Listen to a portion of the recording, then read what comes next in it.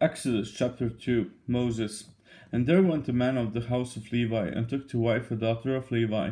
And the woman conceived and bare a son. And when she saw him that he was a goodly child, she hid him 3 months. And when she could not longer hide him, she took for him an ark of bulrushes, and daubed it with slime and with pitch, and put the child therein. And she laid it in the flags by the river's brink. And his sister stood afar off, to wit what would be done to him. And the daughter of Pharaoh came down to wash herself at the river. And her maidens walked along by the river's side. And when she saw the ark among the flags, she sent her maid to fetch it. And when she had opened it, she saw the child. And behold, the babe wept. And she had compassion on him, and said, This is one of the Hebrews' children. Then said his sister to Pharaoh's daughter, Shall I go and call to thee a nurse of the Hebrew women, that she may nurse the child for thee? And Pharaoh's daughter said to her, Go. And the maid went and called the child's mother. And Pharaoh's daughter said unto her, Take this child away, and nurse it for me, and I will give thee thy wages. And the woman took the child, and nursed it. And the child grew, and brought him unto Pharaoh's daughter, and he became her son. And she called his name Moses. And she said, Because I drew him out of the water. And it came to pass in those days, when Moses was grown, that he went out unto his brethren, and looked on their burdens. And he spied an Egyptian smiting an Hebrew, one of his brethren.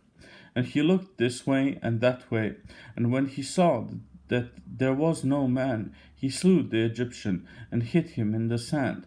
And when he went out the second day, behold, 2 men of the Hebrews strove together, and he said to him that did the wrong, Wherefore smitest thou thy fellow? And he said, Who made thee a prince and a judge over us?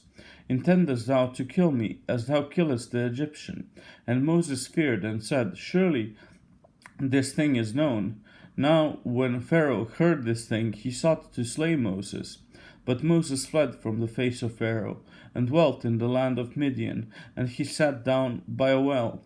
Now the priest of Midian had 7 daughters, and they came and drew water, and filled the troughs to water their father's flock.